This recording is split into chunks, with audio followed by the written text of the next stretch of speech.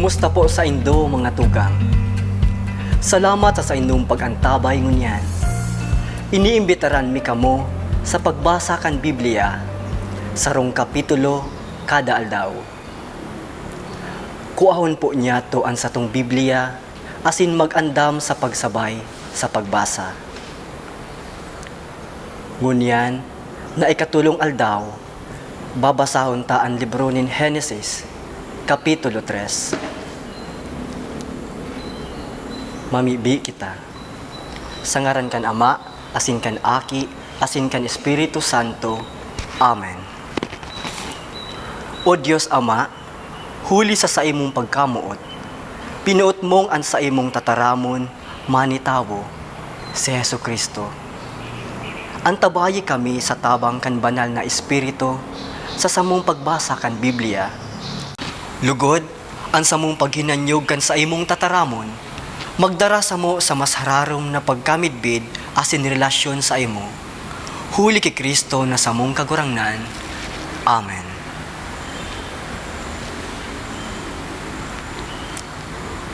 Pagbasa gikan sa libro nin Genesis, Kapitulo 3. Nagkasala ang tao. Sa gabos na hayop na ginibo nin kagurang ng Diyos, ang halas ang pinakatukso. Hinapot kan halas ang babae. Totoo man ang God na tinaraman kamo nin Diyos, na dai magakan kan bunga, kan arin manakahoy sa laog kan tatamnan? Nagsimbag ang babae. Pwede ming kakanon ang bunga, kan arin manakahoy sa laog kan tatamnan. Alagad, tinaraman kami nin Diyos na dainanggad kami magakan o magdot-dot kan bunga kan kahoy sa tahaw kan tatamnan. Kung gibuhon mi iyan, magagadan kami. Alagad nagsimbag ang halas. Bakung totoo iyan, dai kamo magagadan.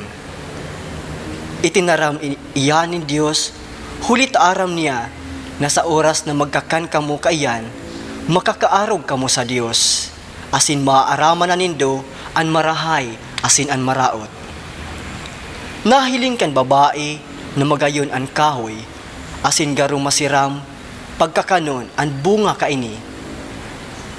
Pati naisip niya na an kahoy makakataonin kadunungan. Kaya kuminua siya kan bunga, dangan kuminakan.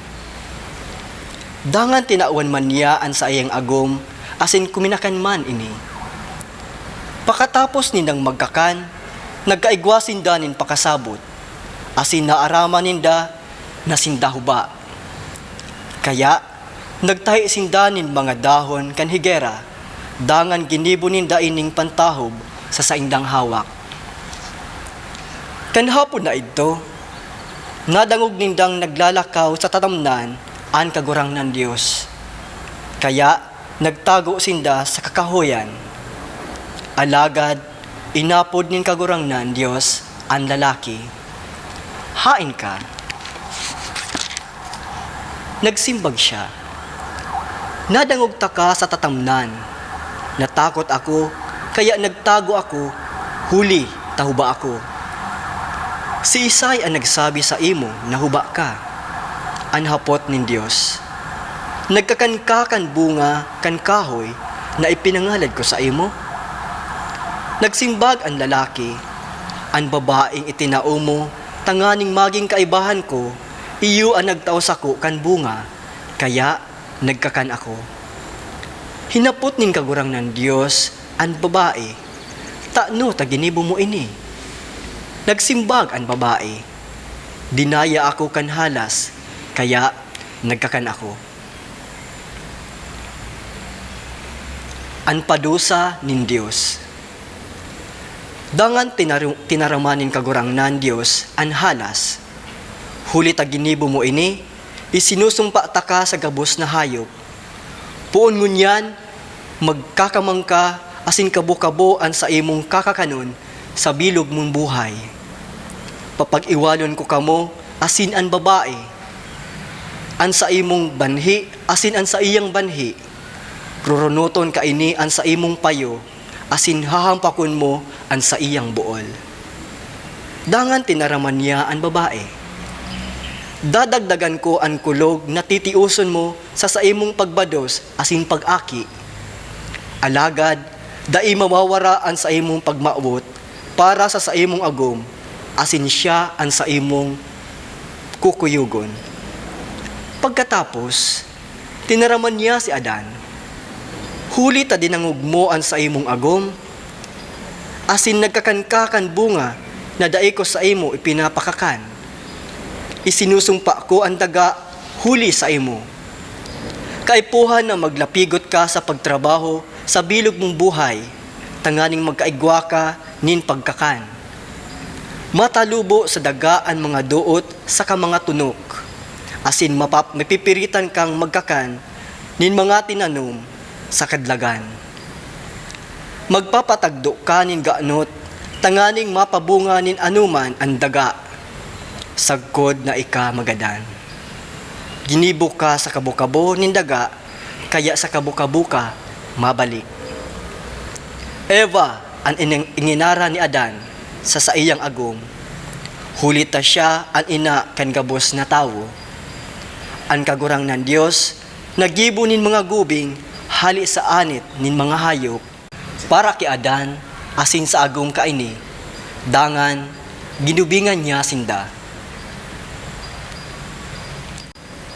Pinaluwas sa tatamnan si Adan, asin si Eva.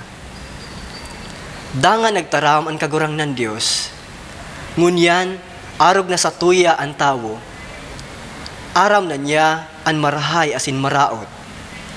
Kaipuhan, dai na siya magkakan kan bunga, kan kahoy na nagtataonin buhay, asin mabuhay sagkod lamang. Kaya, pinaluwas siya nin kagurang ng Diyos sa tatamnan nin Eden, asin pinapaugma, kan daga na ginikanan niya.